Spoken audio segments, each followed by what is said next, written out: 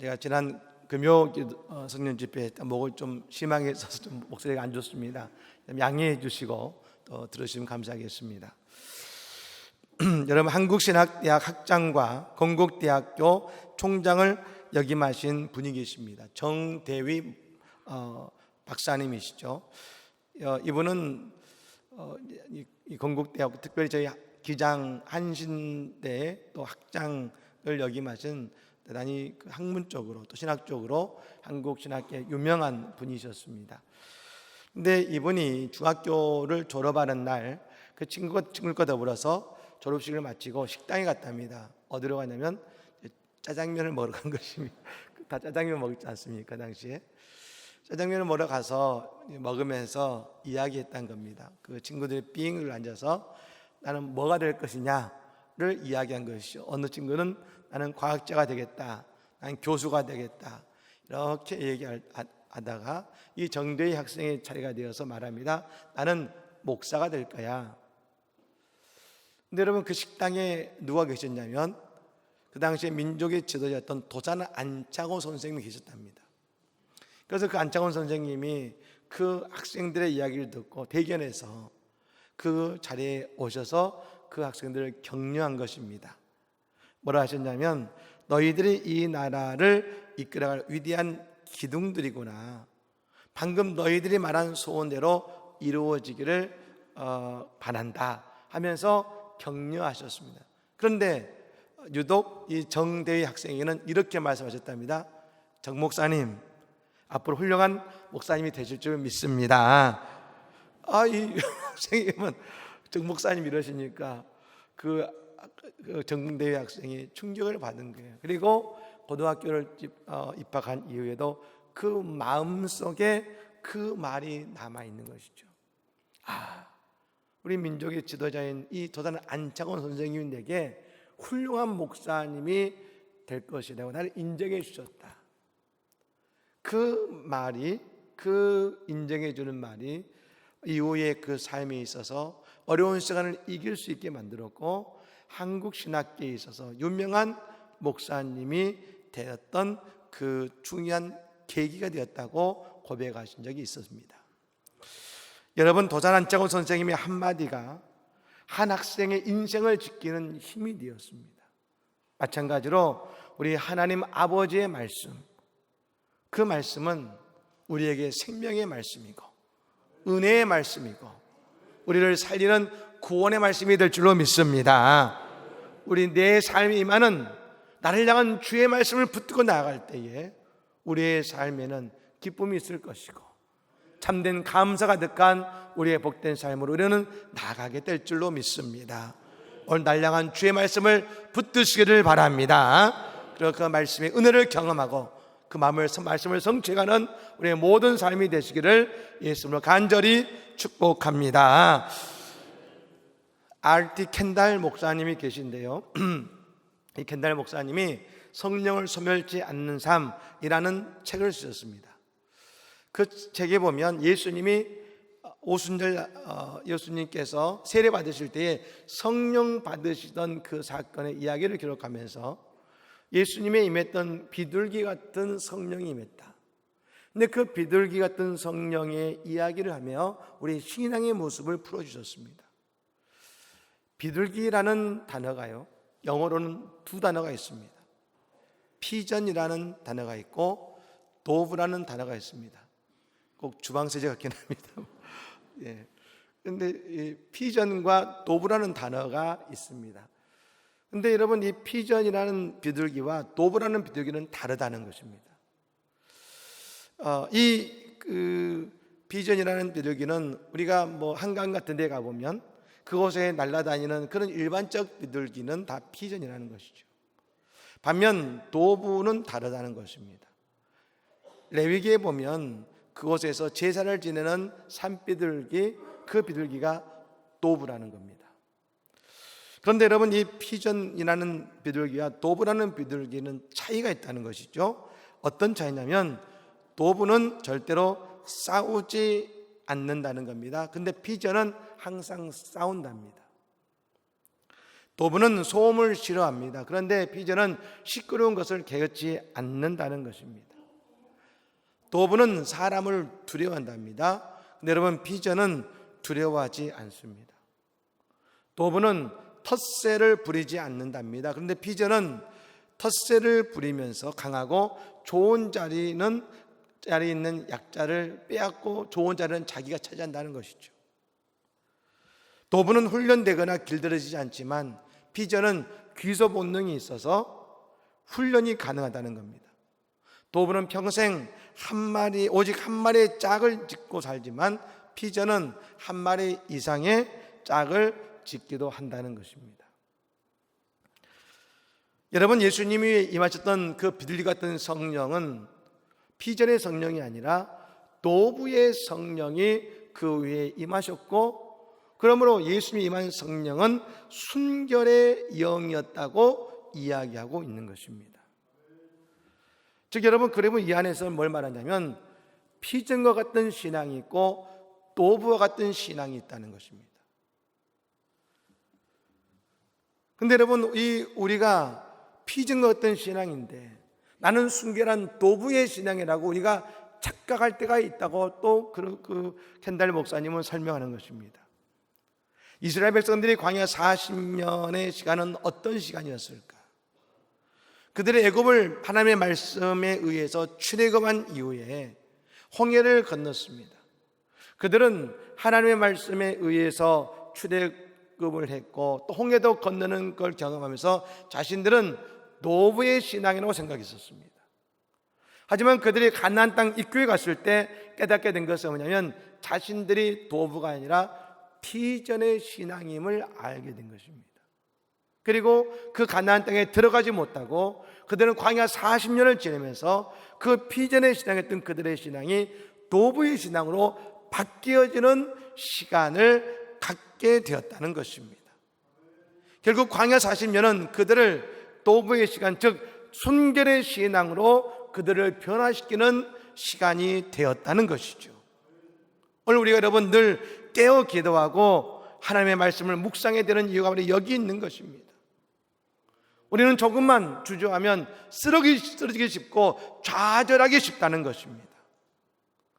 때때로 우리는 나의 직분이나 내가 하고 있는 그 사역 때문에 내가 제법 괜찮은 도부의 신앙으로 오해할 때도 있습니다. 여러분, 목사가 되면 다 신실할까요? 많은 목사님들이 신실하겠지만 그렇지 않는 경우도 있습니다. 저도 조금만 여러분 주저하면 저도 그렇지 못할 때가 너무나 많다는 것이죠. 여러분, 근데 우리가 그렇지 않습니까? 우리가 11계명을 잘 지키기 때문에 드러나지 않는다. 뭡니까? 들키지만 그래서 그런 것이지. 여러분, 조금만 우리가 위축되거나 우리가 방심하면 잘못된 신실하지 못한 삶으로 나갈 수 있는 것이 우리들의 모습인 것입니다. 여러분, 그래서 우리가 더 예배하려고 하고 더 기도하려고 애쓰는 것입니다. 성도의 목표는 거룩이 되어야 되는 것입니다. 여러분, 놀라운 것은 이 거룩이 우리의 삶의 목표와 방향이 될 때에 우리에게 나타나는 놀라운 열매가 있더라는 것입니다. 그것은 바로 내게 주시는 저 하나님의 약속의 땅이요 축복의 땅인 가나안을 얻게 될 줄로 믿습니다. 그리고 그 가나안을 건널 수 있는 우리의 인생의 요단의 강이 갈라지다는 것입니다. 비전의 신앙은 그 요단 앞에서 돌아섭니다. 하지만 도부의 신앙은 요단의 강을 가르는 신앙인 것입니다. 혹시 여러분, 우리의 신앙이 지금 저 요단 앞에서 머무르고 계시지 않으십니까? 하지만 우리는 마침내 요단강을 건너서 하나님이 약속하신 저 약속의 땅 가나안으로 우리의 발을 내디뎌야 되는 것입니다. 여러분, 우리 모두 다 이 축복의 땅으로 나아가는 성도들이 되시기를 예수님으로 간절히 축복합니다. 그럼 여러분, 우리의 믿음은 어떤 모습이 되어야 될 것인가? 먼저는 이것입니다. 영적인 해석이 우리에게 있을 때에 우리는 요단으로 나아갈 수 있다는 것입니다. 여호수아와 이스라엘 백성들은 시딤이라는 곳에 거처를 잡았습니다. 여러분, 이 시딤은요 요단강에서 12km 떨어진 곳에 있습니다. 여러분, 그곳에서 가나안 땅을 정탐하라고 2명의 정탐꾼을 보냈습니다.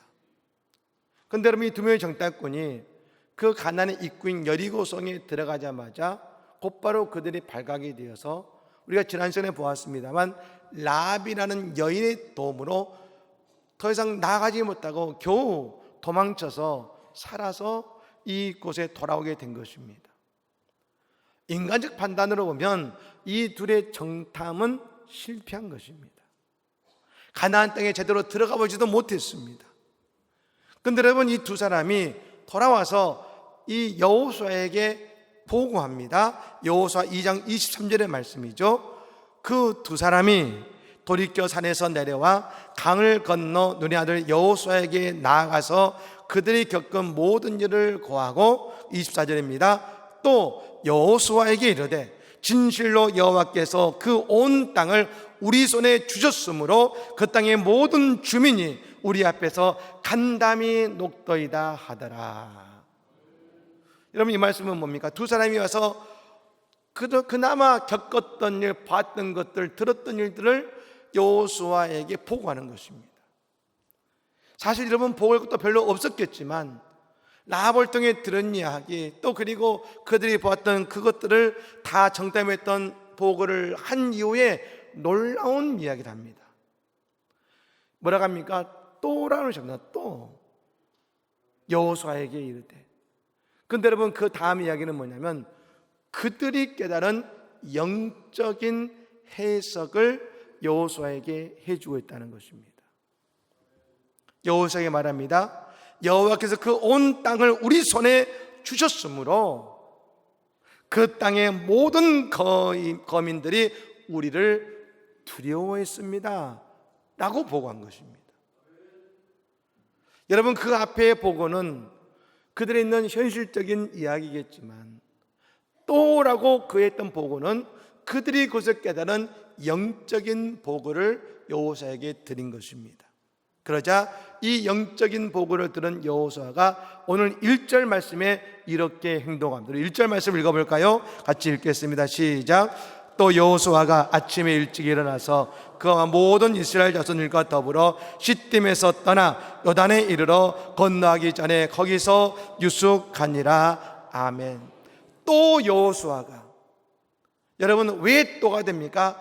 앞에 있는 그 두 정탐꾼의 영적인 해석에 발맞춰서 또 여호수아도 그와 동일하게 화답의 땅을 의미하는 것입니다.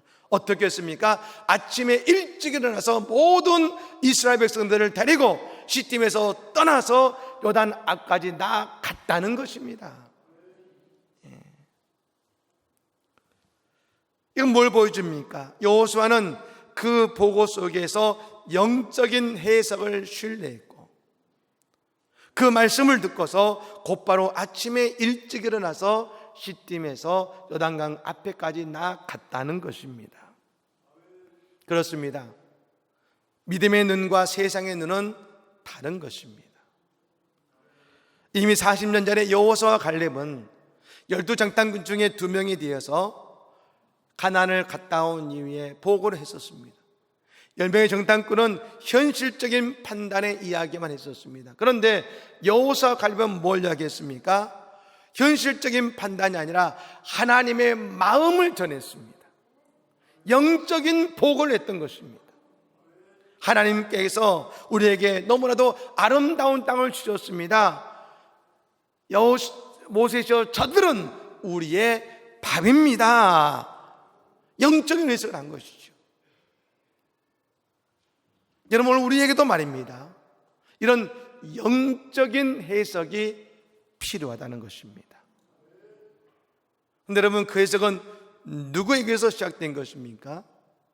내가 보기에 그냥 좋은 말, 잘 될 거라는 말, 막연함에서 시작되는 것이 아니라 우리의 영적인 해석은 내게 임한 하나님의 말씀에서 시작되었음을 믿으시기를 바랍니다. 하나님께서 주신 말씀에 의지해서 우리가 깨달아지는 것입니다. 요즘 우리가 예레미야서의 말씀을 우리가 새벽마다 큐티하고 있습니다만, 예레미야는 예언자죠. 히브리어는 나비라고 부르는 하나님의 예언자들입니다. 그런데 여러분, 다른 나라나 다른 곳의 예언자들은 뭘 말하냐면 미래의 일을 말한다고 합니다. 하지만 하나님의 예언자 나비들은 무엇을 말하냐면 하나님의 말씀을 그들에게 대언하고 하나님의 말씀을 그들에게 영적으로 풀어주는 것입니다. 하나님의 말씀을 전하는 자요, 그 말씀을 풀어주는 자들인 것입니다. 그것이 이스라엘과 우리에게 들려지는 말씀이 되는 것입니다. 그리고 그 말씀이 영적으로 해석되어질 때에 우리는 앞으로 나아갈 수 있다는 것입니다. 여러분, 예수님께서 우리에게 주신 아주 중요한 말씀이 있습니다. 요한복음 11장 40절의 말씀이죠.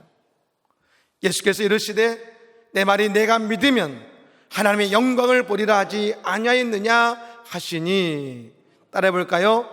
내가 믿으면 하나님의 영광을 보리라. 할렐루야. 내가 믿으면 하나님의 영광을 보리라. 중요한 것은 뭡니까? 먼저 믿어야 된다는 것입니다. 믿어야 보게 되는 것입니다. 그런데 여러분, 오늘 우리는 늘 뭐라고 말하는지 아십니까?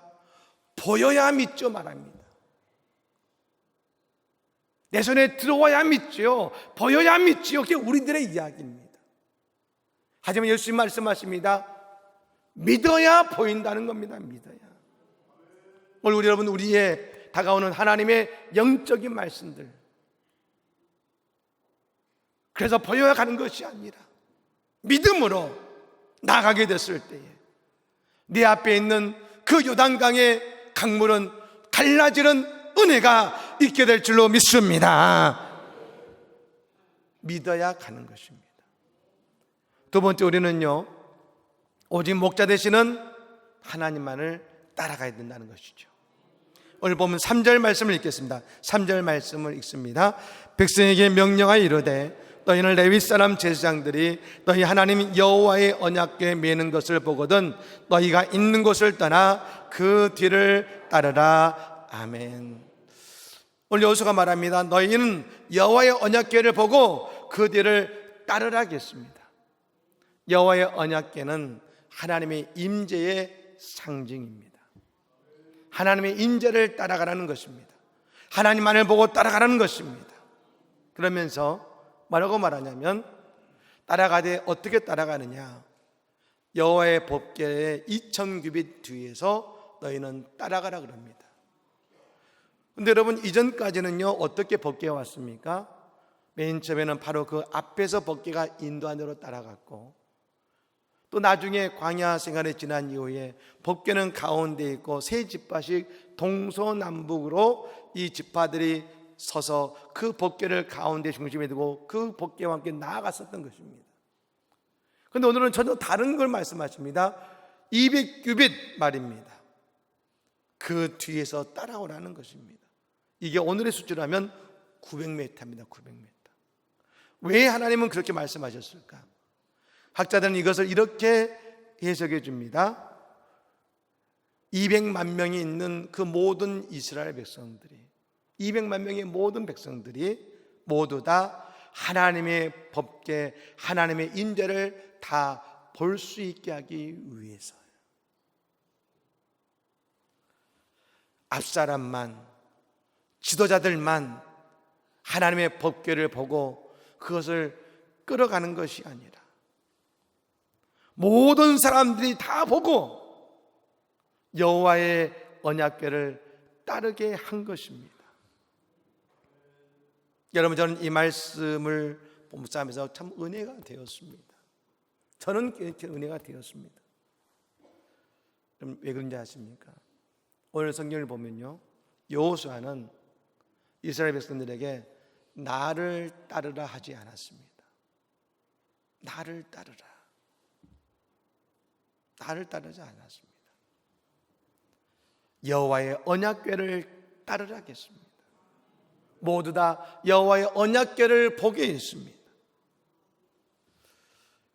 그렇습니다. 그것이 저의 역할입니다. 저는 다시 한번 깨닫습니다. 저의 역할은 손가락입니다. 손가락. 예수 그리스도를 가르치고 여호와 하나님의 말씀을 전하고 가르치는 손가락 같은 존재가 바로 저인 것입니다. 여러분, 저를 보지 마시기 바랍니다. 오직 살아계신 하나님을 바라보시기를 바랍니다. 저 요단을 건널 수 있는 힘은 요단을 가르는 하나님의 언약궤, 하나님의 임재를 통해서 요단이 갈라지는 것이고 가나안에 입성할 수 있다는 것입니다. 그리고 모두 다 분명히 보고 듣고 알아야 되는 것입니다. 신앙은 휩쓸리는 게 아닙니다. 신앙은 대신 요단강을 건너게 해주는 것이 아닙니다. 여러분, 저 요단은 오직 나의 신앙으로 건너는 것이고 내가 하나님의 임재를 볼 때에 분명히 건널 수가 있게 된다는 것입니다. 신앙은 나의 고백입니다. 나의 고백. 부모의 고백, 자녀의 고백이 아닙니다. 나의 고백이 중요합니다. 그 신앙의 고백이 나를 위해 요단의 물을 가르신 하나님의 사랑을 보고 우리는 깨닫게 될 줄로 믿습니다. 예수님 6월절 만찬에 제자들의 발을 한 명 한 명 다 씻겨주시고 떡을 떼어주실 때 모든 제자들의 떡을 떼어 다 주셨습니다. 전체로 주신 게 아닙니다. 한 사람 한 사람 주님의 손길을 그들은 느끼며 주님의 떡과 잔을 먹고 마시게 된 것입니다. 여러분, 오늘 우리가 저 가나안으로 갈 수 있는 것은 오직 한 가지, 여호와의 언약궤를 보는 자인 것입니다. 그러므로 여러분, 고개 숙이지 마시고 눈을 들어 하늘을 바라보시기 바랍니다. 예수를 바라보시기 바랍니다. 우리는 마침내 요단을 건너 가나안에 들어가게 될 줄로 믿습니다. 마지막으로 여러분, 여호수아는요 백성들에게 성결을 요구했습니다. 오늘 보면 5절 말씀입니다. 우리 5절 말씀을 읽습니다. 여호수아가 또 백성에게 이르되 너희는 자신을 성결하게 하라. 여호와께서 내일 너희 가운데에 기이한 일들을 행하시리라. 아멘. 하나님의 기적과 하나님의 동참하신 백성들은 자신을 성결하게 하는 백성으로 말합니다. 너희는 자신을 성결하게 하라. 따라해 볼까요? 너희는 자신을 성결하게 하라. 너희는 자신을 성결하게 하라. 할렐루야. 나를 성결하게 해야 되는 것입니다. 당연한 말씀인 것 같지만 여러분, 다른 곳의 말씀 가운데보다도 이곳에서 유독 왜 너희는 자신을 성결하고 말씀하셨을까? 도대체 이 말씀을 여호수아가 한 이유가 무엇일까를 여러분, 이 말씀을 묵상했습니다. 묵상한 가운데 이 말씀이 이렇게 들렸습니다. 주가 쓰시겠다 하라. 주가 쓰시겠다 하라. 바울 사도는요 쓰임받는 하나님의 사람을 이렇게 표현했습니다. 디모데후서 2장 21절 말씀입니다. 그러므로 누구든지 이런 것에서 자기를 깨끗하게 하면 귀히 쓰는 그릇이 되어 거룩하고 주인의 쓰심에 합당하며 모든 선한 일에 준비함이 되리라. 하나님의 사용하시는 그릇은 금그릇이 아닙니다. 깨끗한 그릇입니다. 깨끗한 그릇이. 왜 성결하라 말씀하셨을까? 이스라엘 백성들이 저 요단강을 건너 가나안 땅에 입성하면 그때부터 그들은 하나님의 백성으로서 이스라엘 땅에서 거룩의 사역, 구원의 백성으로서의 사역을 감당해야 되는 것입니다. 하나님의 백성으로서. 그러니 그들에게 먼저 요구되는 것이 있습니다. 성결이었습니다. 성결한 자는 낮아집니다. 성결한 자는 순종하게 됩니다. 하나님께서 오늘 우리는 저 요단강을 건너기 위해서 우리는 생각할 때 하나님께 내가 열심히 있으면 나는 요단강을 건널 거라고 생각합니다. 네, 아니요. 하나님은 우리가 먼저 필요한 것은 성결이라고 말씀해 주고 계신 것입니다. 나의 죄를 회개하고 예수의 십자가의 보혈로 새로워지는 은혜, 그것이 우리에게 필요한 것입니다. 그런 때 우리는 요단을 건너게 되고 그때 나는 나의 축복의 가나안을 얻게 될 줄로 믿습니다. 링컨 대통령이 남북전쟁, 노예 문제로 남북전쟁을 할 때입니다. 그때 전쟁 한창일 때에 참모 중에 한 사람이 링컨 대통령에게 물었습니다. 대통령님, 이 전쟁에서 하나님이 정말 우리 편에 계실까요? 근데 그 말을 들은 링컨 대통령이 이렇게 대답했습니다. 하나님이 우리 편에 계신가 그를 고민하지 말게. 우리가 하나님의 편에 있는가 그것이 문제일세. 하나님이 내 편이실까를 고민하지 마시고 내가 하나님의 편인가요? 하나님의 편인가? 사랑하는 여러분, 우리는 두려워하지 말고 영적인 말씀 속에서 먼저 믿음으로 요단을 향해 나아가야 되는 것입니다. 나아갈 때 하나님의 법궤, 언약궤를 바라보며 하나님을 따라 나아가시기를 바랍니다. 그때 하나님의 임재하심이 저 요단의 강물을 가르실 것이고 우리를 저 은혜의 땅으로 안전하게 들어가게 하실 것입니다. 여러분, 그러므로 두려워하지 마시고 놀라지 마시고 강하고 담대하라. 주의 약속하신 땅을 나아감을 통해서 믿음의 승리자요, 축복의 성취자요, 하나님의 영광의 주인공 되는 우리 모두가 다 되시기를, 가나안의 땅의 그 성취를 경험하는 우리 모두가 되시기를 우리 예수님으로 간절히 축복합니다. 아멘.